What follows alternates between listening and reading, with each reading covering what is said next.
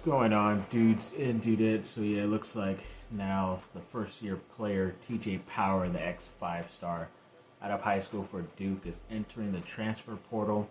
I don't know exactly the reason why. Maybe it's because they are doing some homework in the transfer portal as well, getting some players around his position. So kind of probably sees the writing on the wall. Like I said, yeah, a lot of times these five stars don't pan out because they just maybe are given too much credit in high school. Then when they finally are put in like a team situation or given minutes, he probably wasn't going to get minutes anyways coming up. But even if he were to stay another year, how is he going to get more minutes if, you know, the Boozer twins or at least one of them commits to Duke in that 2025 class and all this stuff? So either way, it's probably better for him and his career moving forward to move on and see where he goes. So, yeah, good luck to him. But like I said, Duke has been doing some homework on the transfer portal trail. They did get in contact with a Drexel forward in Amari Williams. He's like 6'10", averaged 12 points and 8 rebounds up there. And, yeah, he looks like a pretty good, solid defensive type of player.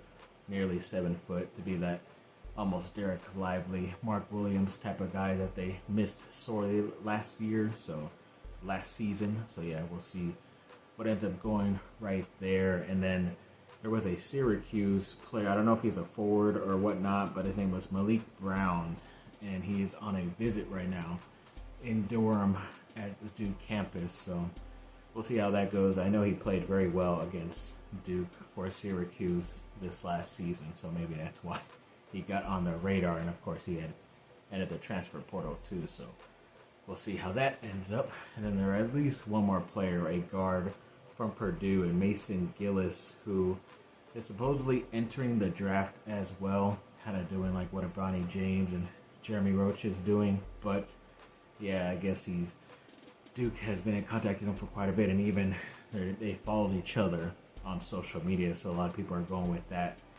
as a clue that he will be heading to play for Duke. But at Purdue, there was too many good guys ahead of him, so he never really got much playing time. But when he did average like 40-something% from the three-point line, which is obviously what they will need now that Jared McCain is gone and both Proctor and Foster aren't really proven in the three-point shooting area. So maybe he could step up as that third guard eventually. But like I said, yeah, we're just a wait-and-see mode right now, because who knows how many more players are becoming in and out of this Duke roster. We're kind of still waiting on Sean Stewart's decision, but maybe he's looking to stick around. That's all we can hope for.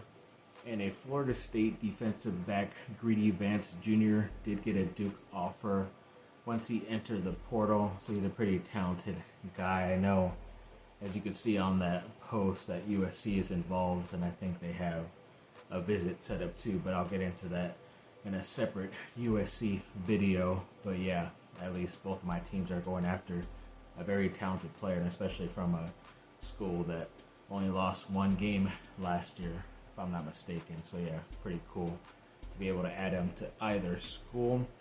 And then yeah, the Team USA roster was completed. I mentioned LeBron and Anthony Davis for the Lakers side the other day, but I'll get into the whole list right now. Obviously, ex-Duke player Jason Tatum made the list. Stephen Curry, Kevin Durant, Devin Booker, Kawhi Leonard was the last guy added.